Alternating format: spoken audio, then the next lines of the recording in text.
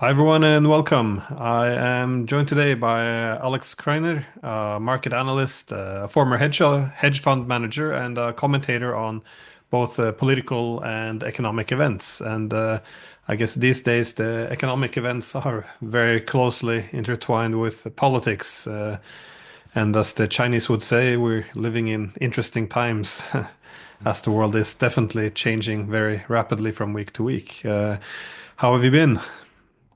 Thank you for having me, Glenn. Greetings to everyone out there. I've been fine. It's been extremely busy. I'm not sure that I'm being able to keep track of events and what's happening. And so, trying to not get overwhelmed and trying to keep a sense of perspective as we best can. Well, I was thinking we should maybe start with I guess, the big story, which are the economic upheaval now. I was curious if what your views were on these tariffs, because you can really have, well, like, from my perspective, I think it's, I guess, two competing perspectives. That is, I can appreciate that the U.S. can't continue along the current status quo. That is, their debt is piling up, they're deindustrializing, and their technological competitiveness is reducing. So I don't really blame Donald Trump for seeking another path, given that the U.S. appears to be sinking. And also, I'm a fan of the American system of the 19th century. I can appreciate that tariffs can give competitive advantage to domestic industries. It's a good idea to reindustrialize. And indeed, even in terms of negotiations, the EU seems to have folded and offering now zero for zero tariffs. So, maybe it's doing the right thing. On the other hand, I do not see the industrial capacity in the United States capable of replacing exports in the foreseeable future. So, these huge tariffs, which aren't selective, it fuels a lot of uncertainty. It disrupts the supply chains. It gets inhibit further investments. How can I get your take on this, the whole tariffs? How do you see the global economy moving? Because I can't really, yeah, make up my mind yet about this issue. I think I have to go out on a limb, Glenn, because I have a hard time interpreting the events. Much of it doesn't seem to make sense. And then you're taken back to the question of are the people in the administration, are they sophisticated? Have they thought this through? Or are they just um, taking these impulsive actions and saying like, okay, well, what the hell? We'll see what happens, and maybe it all works out. This is actually a very important question because if you start from the premise that they're sophisticated and that they thought things through, then you can make sense out of it and you can try to find an interpretation that perhaps leads to a positive outcome for the United States. If they're not, if they're making it up as they go along, then it can go anywhere. So it's extremely difficult to try to interpret what they're doing or where it might lead us. Um, I think that the situation as it was very unsustainable. It still is. And so Trump's moves, we cannot blame him for the fallout. I believe that the dry tinder for this crisis has been piling up for a very, very long time, and everybody knew that it was unsustainable. And whatever is unsustainable means that at some point it has to collapse. And so perhaps they decided to rip off the band-aids, so to speak, and to start resetting the world on a different path. We've seen that the reactions from out of Europe have been nothing short of hysterical. And, we can see why. The whole European setup has been based on exporting their manufacturing to the United States and the United Kingdom, which has been absorbing the bulk of Europe's exports. And then much of these exports were coming straight from China, where many European manufacturers have meanwhile transferred much of their productive capacities in search of cheaper energy and cheaper labor and less restrictive bureaucratic environment.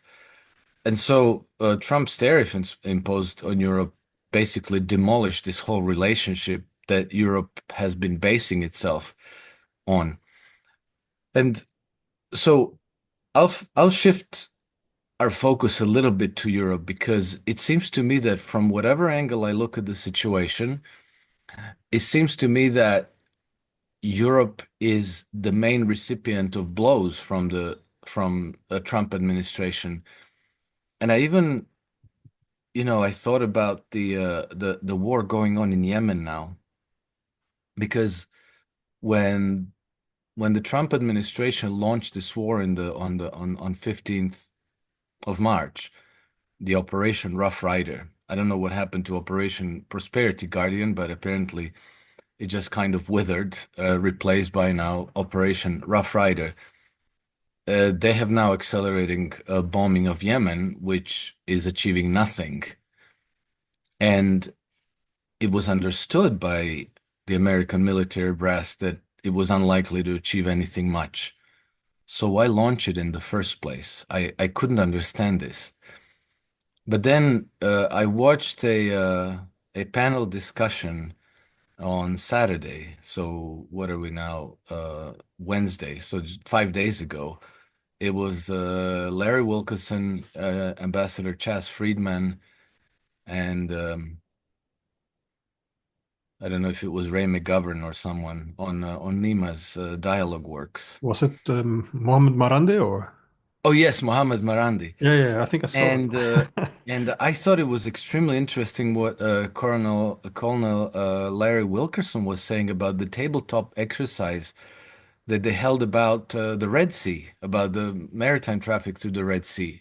And this was some years ago, and it was a very major exercise that they were doing because it was sponsored by CENTCOM and AFRICOM and the Pentagon and NSA and a whole bunch of other American and European security national security organization, and it was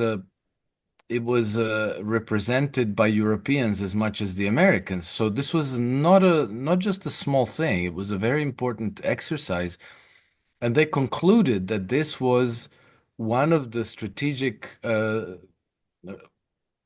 one of the most strategic trade routes in the world that then CENTCOM tagged as global competitiveness, the global hub of competitiveness, because they estimate 55 and 60% of all trade in the world passing through the Red Sea.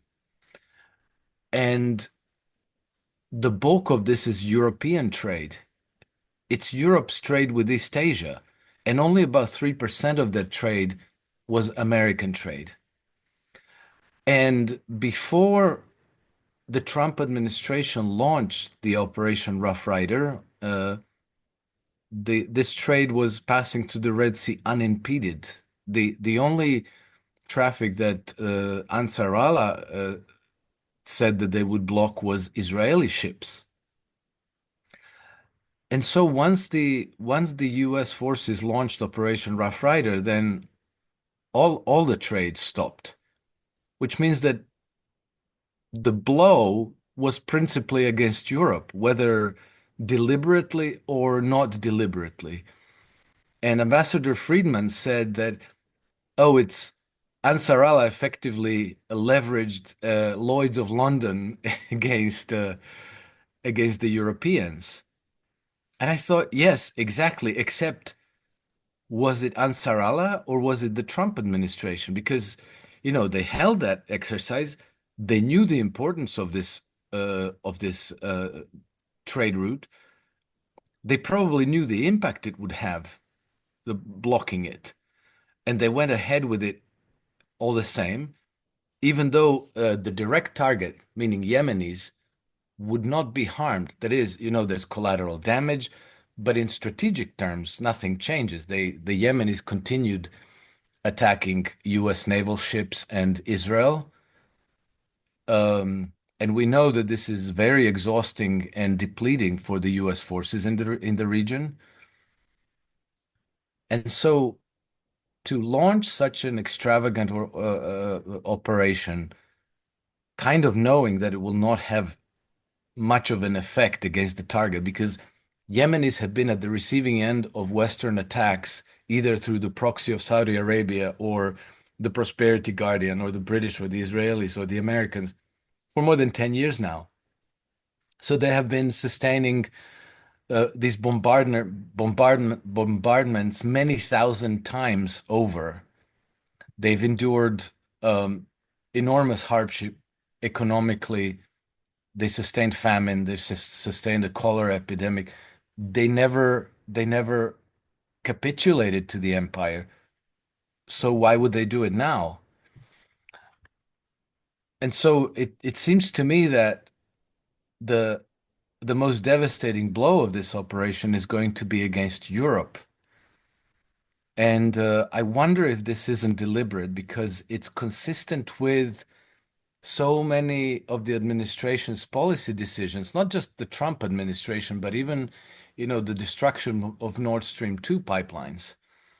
Obviously, this wasn't done by the Trump administration, but as we also know, there are higher powers that are defining foreign policy than just whoever is sitting in the White House. And if I were an investigator, my list of suspects would be topped by Wall Street banks. And so once you start analyzing the situation from the point of view of American banking and corporate interests, then it starts to make a different kind of sense. And now it no longer looks stupid. It may be devious, it may be underhanded and destructive, but it's not stupid anymore. It's it's devastating to Europe, but at the same time, then you see that the best, most competitive industries from Europe are going to be even more incentivized to move to the United States. Uh, Europe, which is still ruled by its degenerate colonial oligarchies, and which has been the source of two world wars in the past, which has been the source of colonialism, starts to find itself at a target of very, very significant attacks. And then Donald Trump kind of confirmed all these suspicions uh, to me a day before yesterday when he was on Air Force One and he was speaking to the journalists. And then he said that the whole point of the creation of EU has been to rip off the United States.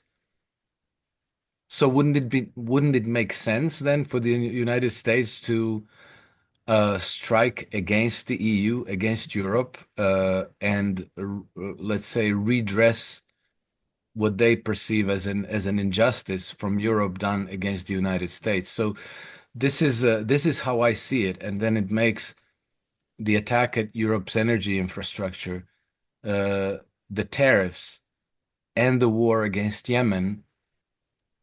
It it starts to make sense as general warfare against the old continent. And the leadership of Europe, which has been so single-mindedly obsessed with the project Ukraine, hasn't even seen it. They're completely unprepared. They're barely even aware that they're in trouble, let alone having any answers, having any contingency plans and policies to put in place to defend the interests of Europe. Yeah, I think in Europe, many people are underestimating I guess, the contempt there is for Europe in this signal messages from JD Vance. It's quite obvious. Well, also what it Yes, says in the open, but also, well, he referred to the attack on Yemen as doing, the Europeans a favor by helping them open up that transportation corridor. But you're correct, though, that did intensify the attacks instead. well, it did exactly the opposite, Yeah. didn't it? No, I know. So no, it's interesting because it's a bit like the tariffs. More or less, you said, is there some, calculated, clever idea behind this? Is the order in the chaos, or is it just chaos? At times, it can be Yes. difficult to know if anyone's behind the wheel. But it's Trump is not all incorrect with this. That is, the European Union, the collective bargaining power was to a large extent incentivized by the idea that the Europeans should have parity with the United States, so collectively bargaining for a better deal with the US. Now, whether or not wants to define it as ripping off, of course, that's well, that's just semantics, I guess. But it's also worth noting that the Europeans, they made themselves enemies of Trump's to a large extent, and I don't think that's an exaggeration because you saw, before the elections in the U.S. that they were talking about making NATO Trump-proof. So no matter what, if Trump gets elected, at least we can continue the war in Ukraine. This was the main idea. So essentially overturning the significance of him winning towards the end of 2024 when the British and French joined in on this long-range direct attacks on Russia.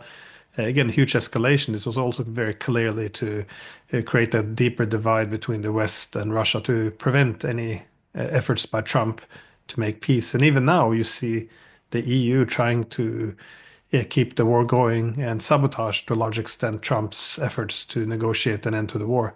I know in Europe now they define it as we want to help with the ceasefire by sending troops in to oversee it. But the Russians would never accept. This is a way of sabotaging it. If the Russians suspect that our troops are going to enter, this is a way of ensuring there will be no ceasefire. But this is, of course, the language you use. I guess my point is, it does appear that the Europeans make it very obvious that they're working against Trump. So one can't dismiss the idea that Trump, when he says they're ripping us off, that he doesn't have the best intention for the European Union. But where do you see the Europeans going with this, though? Because the Americans might be able to steer their way back into growth and to cement a powerful position for themselves for the decades to come in the international economy. But where do the Europeans go from here, though? Because as a European, we put all our eggs in the American basket, and now we're learning that the world isn't that American centric, and the Americans aren't really that interested in us anymore. Where do the Europeans go from here? Because it is chaos now, isn't it?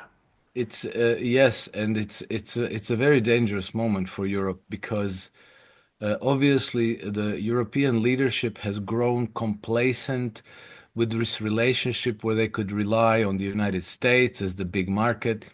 We could export, advanced European goods there at favorable terms, even outsource much of the manufacturing of these goods to China, and use the United States as a go-to market from which Europe was basically deriving its prosperity. And now, all in one fell swoop, this all starts to implode, and the European leadership is completely unprepared. They are only now realizing what hit them, and meanwhile they have also destroyed their relationship with Russia. And if you listen to Europe's High Commissioner for Foreign Affairs, Kaja Kallas, she's talking about, oh, how are we going to defeat China if we can't defeat Russia? So they're talking about taking an adversarial position against China as well. So taking a hostile stance towards all the major powers in the world. This has been basically the conduct of foreign policy of the European leadership. So they have no idea what to do. They understood that Europe has, in other ways, lost competitiveness. So if you remove this, if you remove the American market as an option for them, they have we have no competitiveness. Apart from these bottle caps that don't come off when you unscrew them. This is brilliant. But but Uh, apart from that, we are in serious trouble. And the result of this is that it's going to exacerbate social pressures in Europe. And so, given that European powers are still ruled by the same essentially colonial uh, power elites that have been in charge since the middle of the 19th century, they will do everything they can to make sure that they don't get swept out of power in a social uprising, because we see increasing talk about civil wars breaking out in places like Britain, France, and Germany.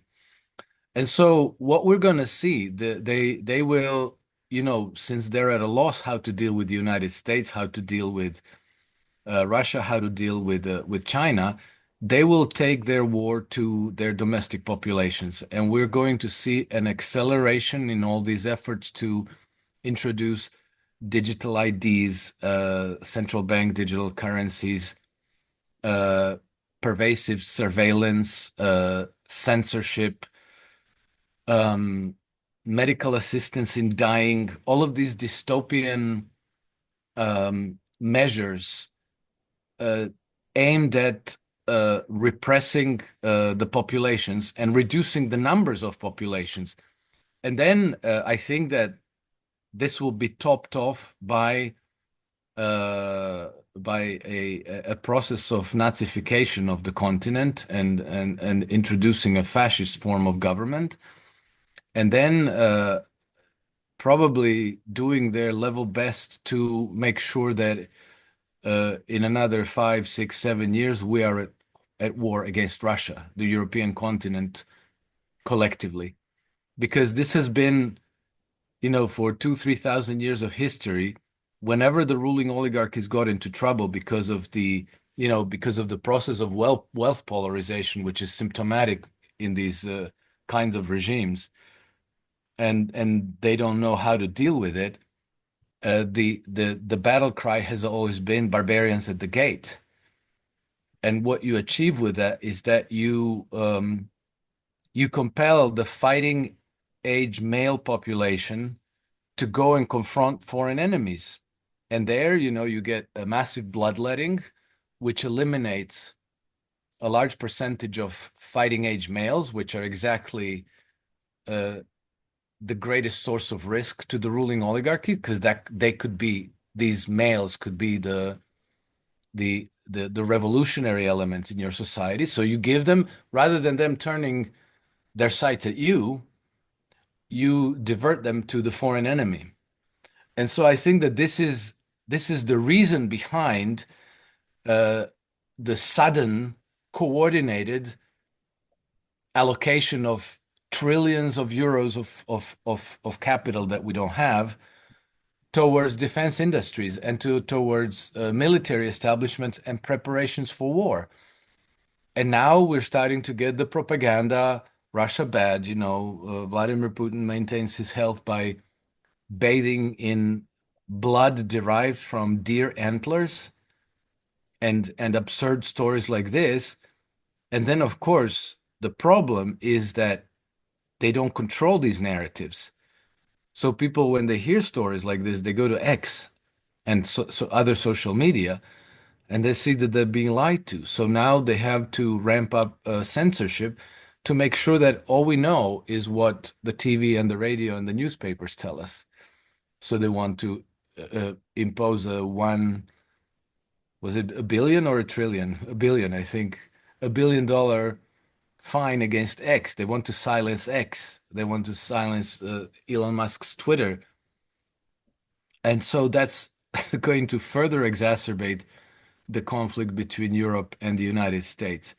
So I don't see the light at the end of the tunnel for Europe other than really social uprisings taking traction, sweeping these populist sovereignist parties into governments, and then ultimately the EU disintegrating and individual nations like Germany, Poland, Hungary, France, Romania, charting their own course, making their own alliances, their own bilateral relationships with the United States, with China, with Russia, and other powers in the region, and finding a way to peace rather than this blind march to war and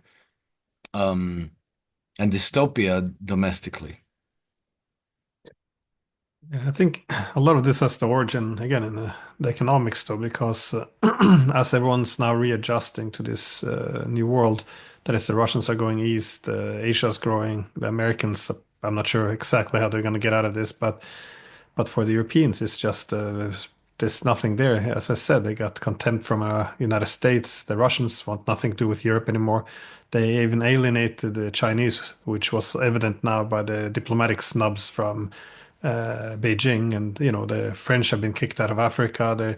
There's not many. Well, the panic is kind of obvious now, and every day in the newspapers is this war hysteria, and as you mentioned, the crackdown on free speech. If I try to make a very what I would consider to be non-controversial arguments that NATO expansion was provocative to Russia. I mean, you can cite Bill Clinton, his whole administration, Henry Kissinger. There's no the list is quite long of political leadership who recognized why this was problematic. But you can't even say this in Europe now without someone within a fraction of a second beginning to talking about the 1930s and Hitler and how everything now is Russian propaganda. I mean, there's no discussions anymore. And as you said, the political instability, it's obvious now. This is quite dramatic what happened in France, isn't it? The yeah, the taking out effectively the political opposition in France. This happens, of course, not in a vacuum, but with Romania, they're suggesting they can have similar solution in Germany. They want to, find a solution to Hungary, Slovakia. This is not a very optimistic development. Do you think we could see the bit like the Chinese in the mid 19th century? Do you think this could be the century of humiliation for Europe, or how do you? I am not sure, Glenn, because we are in very different circumstances today. We have this thing called the internet, which is, I think, whether we recognize it or not, it 100% changes the social equation because it provides us a resource that we've never had before in history. And we know that for the ruling establishments, control of the narrative is absolutely essential. We've seen how vexed the European, mm, I hate to call them elites, but I don't know what else to call them. They've been, they've been literally throwing tantrums in Davos during their meetings because they said that disinformation and misinformation, as they call it, is a greater threat to them now than even Russia and international terrorism. So they are afraid of us knowing the truth. They need to control the narratives. They need to tell. They need to be able to tell us what to be afraid of and who our enemies are. If it isn't an invisible enemy like a virus, then it has to be the Russians or the Chinese or whoever they decide. And so today it is very, very difficult to control this narrative. Some people, especially people who are paid to not understand things otherwise, they still buy the official narratives, but it's clear that the majority of people, at the very least, are starting to grow aware that they're being lied to and that they're being manipulated because so many uh, of these narrative toxins that are being mm, they're being emitted into the social information space are not having their effect. People are actually, I know this because I have a friend who works in NATO, in one of the European NATO member countries, and she told me that NATO has been very, very keenly following the public opinion in European NATO countries uh, with respect to Russia. Uh, because at the beginning of the special military operation, they were hoping to galvanize the population into supporting a greater military escalation against Russia. What they found is that in the former countries of the Warsaw Pact, about 3 out of 4 individuals actually sympathized with the Russian position, and that in other countries, Western countries like Spain, France, Italy, Austria, uh, not necessarily Germany, but a good chunk of Western European nations, about 2 out of 3 individuals living there sympathized with the Russian position in Ukraine. And so this is an enormously limiting to their freedom of action. They would like for all of us to now be deathly afraid of Russia and to be prepared to go and fight the war against the Russians, but they are not able to make this happen thus far. We shouldn't be complacent because you know we have to recognize that Ukrainians didn't want to fight the war against Russia either, and now they ended up sacrificing 1 million Ukrainians in that war. But their ability to manipulate populations into wars or into compliance with this or that public policy is now very, very much diminished. Um, and I think that in fullness of time, perhaps European populations will know to push back. This may seem difficult to understand at this moment in time because people seem passive, and many people, if you talk to them, they either don't want to say what they really think or they express views that are maybe more consistent with the official narratives. But for some reason, there is this suspicion that we're going towards civil war unravelings. Uh, and so I see that uh, these conflicts over elections in Romania, possibly rigged elections in Germany, uh, judgments against Marine Le Pen in France, that these events are gradually bringing us closer and closer to a breaking point, which is not something we can predict when, where, or how things might break. But the pressure is building and something is going to give. And then, you know, obviously the American side is supporting of these populist movements or sovereigntist movements. I believe that they will also find common language with the Russians as well and with the Chinese. So there's going to be broader political support for sovereigntist movements in Europe. And I think that at some point they might mature into real, actual political alternatives that will, at a given point in time, maybe take over. So I hope that the civil war scenario could be avoided. It's, I think the biggest flaw in Europe now is the assumption that Europe is in some kind of one entity thing that can remain together even as Yes. all of this breaks apart. But you mentioned before this, the Putin bathes in the blood of the deer antlers. I mean, it's not on the dark corners of the internet. This story. I mean, this is the CNN reported on it, Business Insider. You had all the British tabloids, Newsweek, New York Post. This is a Telegraph. They all wrote about this. That is, he's got cancer. So the Russian doctors, savage as they are arguing in favor of him, cutting off the antlers of deers and bathing in their blood. I mean, this is well, the problem here, I guess, is that propaganda works best in moderation when it's just pushing people in the right direction a little bit. But what you see here now is complete panic, though. This is in its excesses.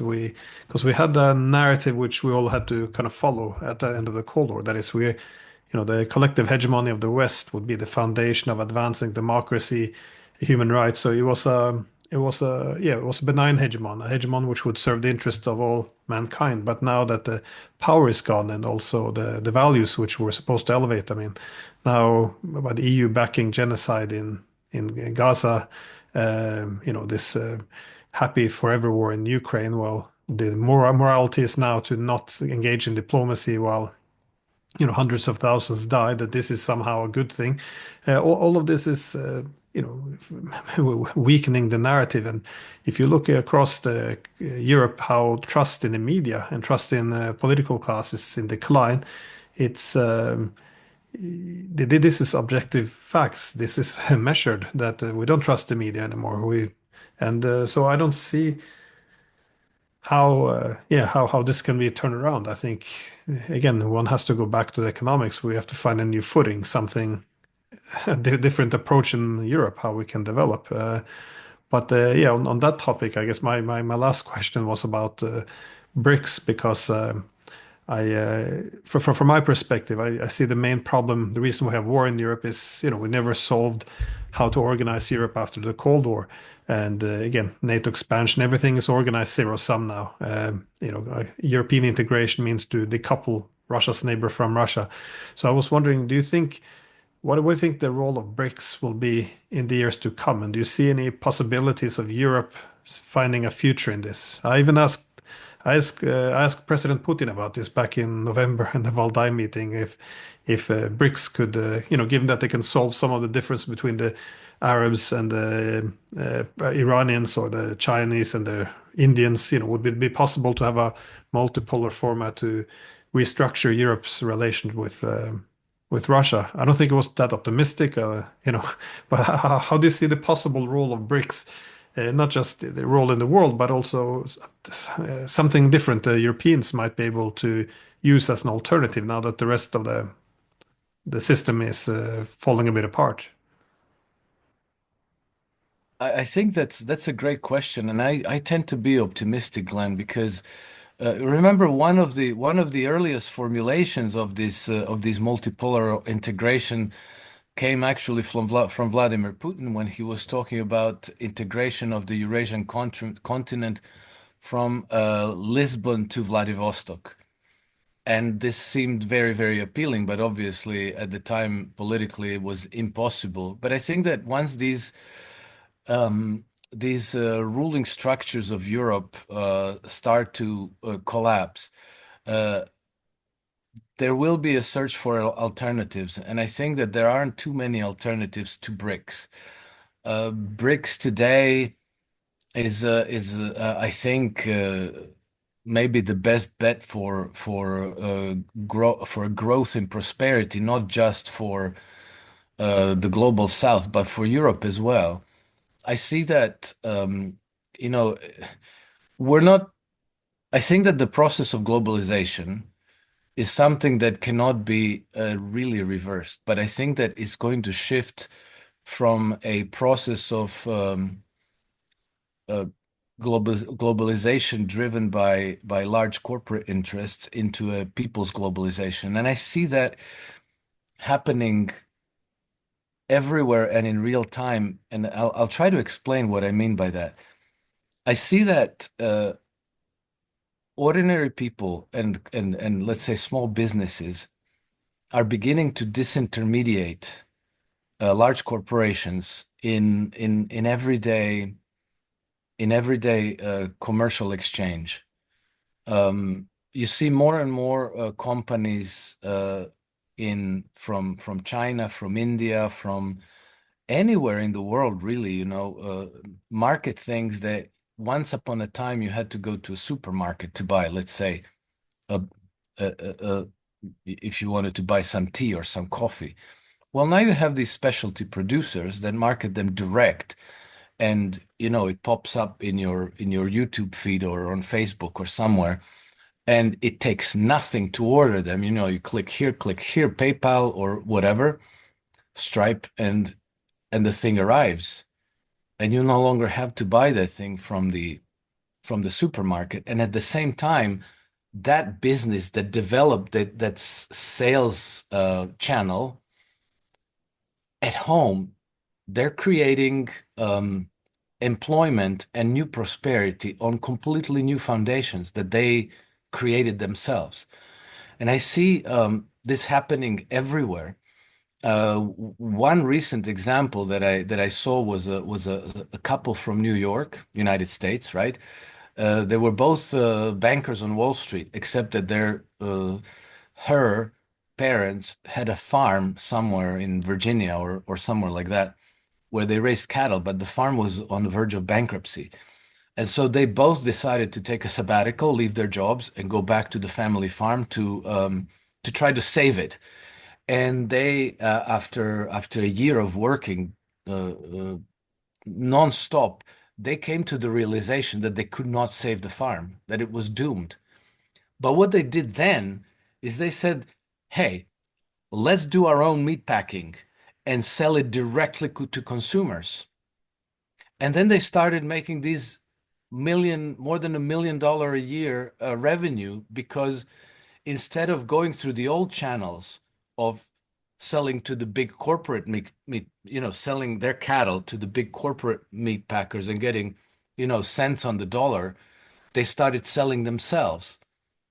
And they realized, well, we don't need all these old corporate structures anymore. We can go straight to consumers. So a different economic foundations are being built on individual cases everywhere around the world.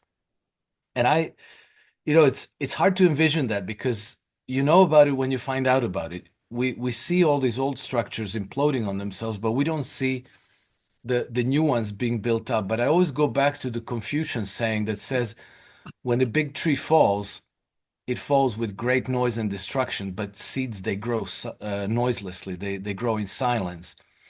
And so what I think that we're seeing in the world is a version of that, where the old, obsolete economic and political and geopolitical and social structures of society are starting to collapse. But these seeds are growing everywhere in the world. And so now, if the new payment systems developed by the BRICS nations enable all these individual businesses to simply plug themselves in and to create a very large point-to-point business environment for the whole world, we are in a completely different environment there. And I think it's going to be a magnet for not only consumers but also for entrepreneurs. And I believe that this will begin to have its own political momentum, that people are going to say, we want more of this. We want to be able to sell our services and our goods to Chinese consumers, to American consumers, to African consumers. And, we've seen how the Chinese have been able to raise more than 800 million Chinese out of poverty and make them, global consumers with money to spend, with some purchasing power. And we see that the Chinese are trying to do the same in the global South. And so now imagine, instead of a golden billion in Europe and the West, you actually have 3 or 4 or 5 billion affluent consumers everywhere in the world. And then, whether you're making Gibson guitars or Marshall amplifiers or cookbooks or whatever it be, tea or coffee or cheese, whatever you can offer to this marketplace, suddenly it becomes nothing to participate in this big economic system. So I think that offers a very promising future, and I think that it will come from BRICS. It will not come from Brussels. It will not come from Washington. It will not come from London. And so I think that for individual European countries, as for the countries of the global South, they will be compelled to throw their lots in with BRICS. And I think the same thing will happen with the United States as well. It's interesting that these days, when you think about capitalism, it's almost taken for granted it should be this new financialized capitalism. I guess we have today. People forget often that the main free market capitalists, be it Adam Smith or David Ricardo, John Stuart Mill, all of them very strongly warned against the rent seekers, the ones who Yes. extract value from the production process without properly contributing. And so it's interesting you brought up the example of the farmers because if they, well, it depends on regions, but often it's about, they get 10 to 20% of the sales, if even that. So there's a huge Yeah. extraction of wealth there, which they don't partake in. And so I guess, yeah, with technological changes, it does present some opportunities again to sell more directly and yeah, getting a bigger share of this. And I think as we now have this crackdown on farmers in Europe, but also other parts of the world, there might be some pushback, some new alternatives. So I guess that's yeah, the old system breaks down, there are alternatives. I'm just it's hard to predict though of how this is Yes, gonna play exactly. It's out. very hard to predict. It's and this is again why I like the Confucian metaphor because it's talking about seeds. When you see a seed, you cannot even envision what it might grow into. But I think that it's almost an organic process, and in nature, usually seeds grow into something beautiful and productive. How do you call it? Fruitful. And so I think that to the extent that this process is coming from the grassroots, from the ground up, I think it could lead us into a new era of peace and prosperity. Of course, we have to be careful that parasitic structures don't poison the well and they don't drive us back into wars and conflict. But I'm very hopeful that the fact that we have social media and internet today, that at least the narrative control will be neutralized. I guess at this point in time, decentralization though is the one important yeah, solution to a lot of our problems. Yes, and, Um, and and then not just with information, but also with producing goods and services. You know that markets have always been the root of civilization. Tribes used to meet in marketplaces, the trade routes. It used to be the defining feature of civilizations. And so now we're talking about perhaps something emerging that is so completely different, it never ever existed before. And so I think that we have to be careful. We have to keep our thinking hats on. We have to keep watching and listening and reading and exchanging information. But I think that the opportunity that we are given now and here today is something that no generation before us has had. So we really might be in a very good position longer term, even if today's events are as disheartening and difficult to live through as they are. And well, in during the ancient Silk Road, it was very decentralized simply because you had nomads requiring. So no one actor would control the entire transportation corridor.